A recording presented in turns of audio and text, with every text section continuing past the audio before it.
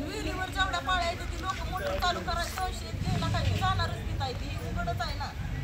त्यामुळं आम्हाला फक्त लिहाय पाहिजे जोपर्यंत आरोपी धरून आणत नाही इथपर्यंत तोपर्यंत मी जिलेबिल्यांचं मी इथं होतो.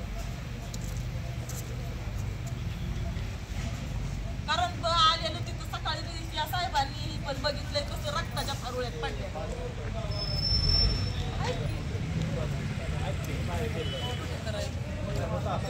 गोष्ट भर म्हटलं तिकडे गेले आहे किती मालक बी सगळंच आहे.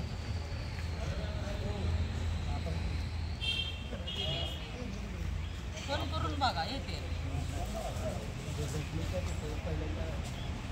घटनेच्या ठिकाणी मुलीला शाळेत सोडायला जायचं होतं नरखेडला मालकाला. त्यामुळं घटनेच्या ठिकाणी मी सकाळी स्वतः गेले. त्यावेळेस गेले तर असं रक्ताच्या थारोळ्यात पडलेलं दिसलं. मग सुरुवातीला असं नीट लक्ष दिलं नाही पण इथं मुंडकन असाच पोयता पडलेला होता समोर. जरा अंतर्यावर थोड्या अंतर्यावर दांडकं पडलेलं. ती दांडकं ती पूर्ण रक्तानं ही झालेलं होतं. आणि तिथं असं महागा हाणून हिथलं असं हाडूक निघतोर हिथं पण हाणलेलं आहे. हिथं हाणून ही हाणवट तोडली ही असं तोडलेलं आहे. सगळ्याच्या अगोदर मी स्वतः बघितलं. हा घेतले गे दांडकनी पोयत शतूर आपला ऊस तोडणीचा शतूर.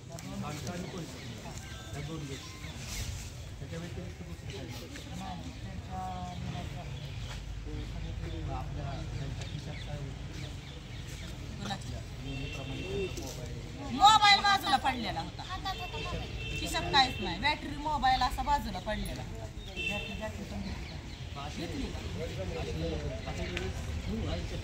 हा संध्याकाळची लाईट बनल्यावर पोटासाठी केलेलं भिजवाय जावंच लागायचं.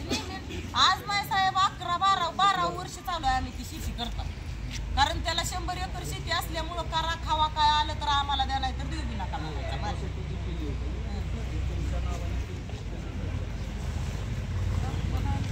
मालकाच्या नावाने. पण त्यात अशी नाव दोघांची घातलेली असायची ना प्रत्येक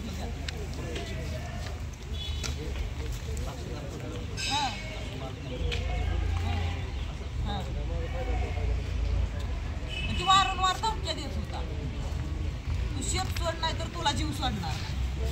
पण मालकाचं काय नसल्यामुळं मालक बी स्वतः मानायचं ना त्याच्याकडे काय लक्ष द्यायचं आहे. त्यामुळं आम्ही